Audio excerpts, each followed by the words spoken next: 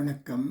இப்பதிவினை முதல் தடவை பார்ப்பவர்கள் அல்லது ஏற்கனவே பார்க்க தவறியவர்கள் சப்ஸ்கிரைப் பண்ணி பார்க்கும்படி தயவுடன் கேட்டுக்கொள்கிறேன். சிறுகதை ஒன்று. கருமி.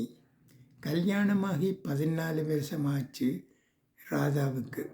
இந்த 14 வருஷத்தில் அவளோட புருஷன் கணேசன் அவளுக்கு ஒரு புடவை கூட வாங்கி தந்ததில்லை. தீபாவளி வந்தாலும் பொங்கல் வந்தாலும் உனக்கு ஏற்கனவே புடவை இருக்கு என்று ஒரு வார்த்தை. அந்த புடவையின் கல்யாணத்துக்கு அவள் அம்மா போட்டு அனுப்பினது. 14 வருஷம் அதையே திரும்ப திரும்ப துவைச்சி போட்டு நிறம் போயிட்டது. ₹1 கூட ராதா சந்தோஷத்துக்காக செலவு செய்ததில்லை கணேசன். அவளுக்கு ஐஸ்கிரீம் பிடிக்கும். தெருவில் ஐஸ்கிரீம் வண்டி போகும்போது அவள் கண்ணிலே ஒரு ஏக்கம் வரும். கணேசன் அதை பார்த்தும் பார்க்காத மாதிரி வேகமாக நடப்பான். அதெல்லாம் வீண் செலவென்று சொல்லுவான். சாப்பாட்டுக்கு மட்டும் பணம் கொடுப்பான். அதிலும் சிக்கனம். காய்கறி வாங்க போனாலும் அது வேண்டாம், இது விலை அதிகம் என்று கணக்கு போடுவான். ராதா வாரம் முழுவதும் உருளைக்கிழங்கு குழம்பும் தக்காளி ரசமும்தான். அவளுக்கு மீன் பிடிக்கும். 14 வருஷத்தில் ஒரு தடவை கூட வாங்கி கொடுத்ததில்லை. பக்கத்து வீட்டு சுமதிக்கு புருஷன் மாதம் ஒரு தடவை சினிமா கூட்டிகிட்டு போவான். பொட்டு வளையல் சின்ன சின்ன பரிசு வாங்கி கொடுப்பான். சுமதி சிரிச்சுக்கிட்டே வரும்போது ராதா கதவு மறைவிலே நின்று பார்ப்பாள். கண்ணில் துளி வரும். உடனே துடைச்சிடுவாள். எனக்கு இதெல்லாம் தேவையில்லை. தன்னைத்தானே சமாதானப்படுத்திக் கொள்வாள். கணவன் கஞ்சனில்லை, கருமி. தனக்கு கூட செலவு செய்ய மாட்டான். 15 வருஷமாய் ஒரே செரிப்பு. அடி தோஞ்சு போயிடுது. பேங்கில் லட்சமாக பணம் சேர்ந்திருக்கு. ஆனால் அந்த பணம் அவனுக்கு மட்டும்தான். மனைவி பிள்ளைகள் அவனுக்கு பணம் செலவாகும் என்ற பொருள். ராதா நரக வாழ்க்கை வாழ்ந்தாள். வெளியே சொல்ல முடியாது.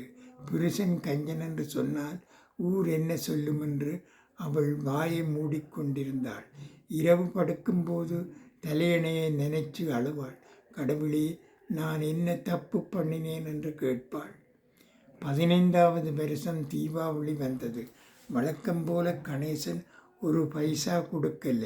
ராதா அந்த 14 வருஷ பழைய புடவையை துவைச்சு காய வைத்தாள். நிறம் முழுக்க போய் வெள்ளையாய் இருந்தது.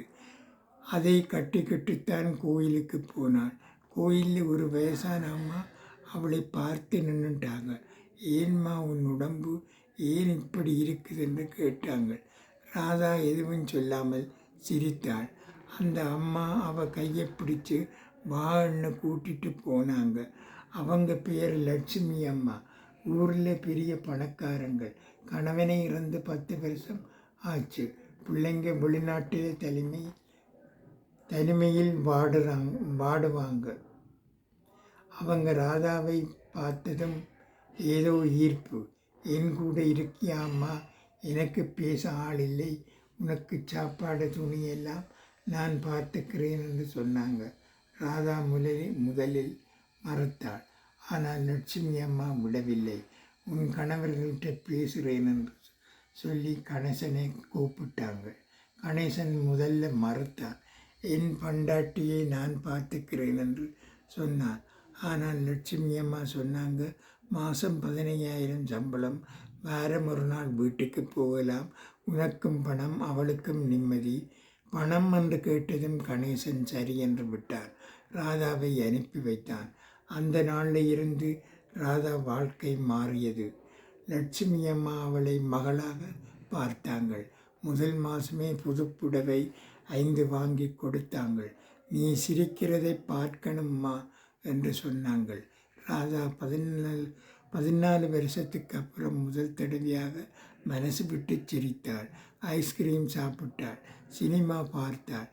தனக்கு பிடிச்ச மீன் குழம்பு சமைச்சு சாப்பிட்டாள். 6 மாதம் கழித்து லட்சுமி அம்மா இறந்து விட்டாங்க. இறக்கும்போது பில் எழுதி வச்சிருந்தாங்க. தன் சொத்தில் பாதியை ராதாவுக்கு எழுதி வச்சிருந்தாங்க. என் கடைசி காலத்தில் என்னை பார்த்துக்கிட்ட களவு நீதான் என்று எழுதியிருந்தாங்கள். ராதாவுக்கு 20 லட்சம் கிடைத்தது. அவள் வீட்டுக்கு வந்து கணேசன் முன்னாடி அந்த பணத்தை வச்சாள். கணேசன் கண்ணு விரிந்து பார்த்தார். எனக்கு கொடுன்னு கையை நீட்டினான். ராதா சொன்னாள், 14 வருஷம் நான் கேட்டேன், ஒரு புடவை கூட வாங்கி தரவில்லை. இப்போது இந்த பணம் என்னுடையது. நான் எனக்காக வாழப்போகிறேன். அன்றைக்கு முதல் தடவையாக ராதா தனக்கு பிடித்த புடவையை வாங்கினாள்.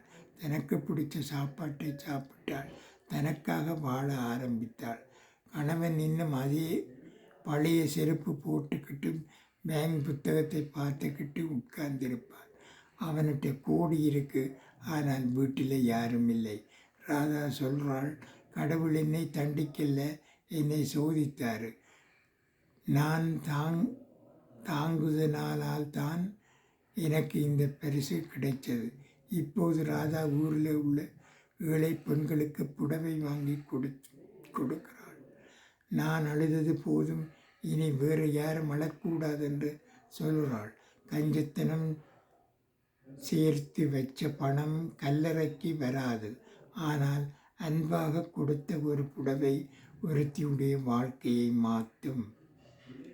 நன்றி, வணக்கம்.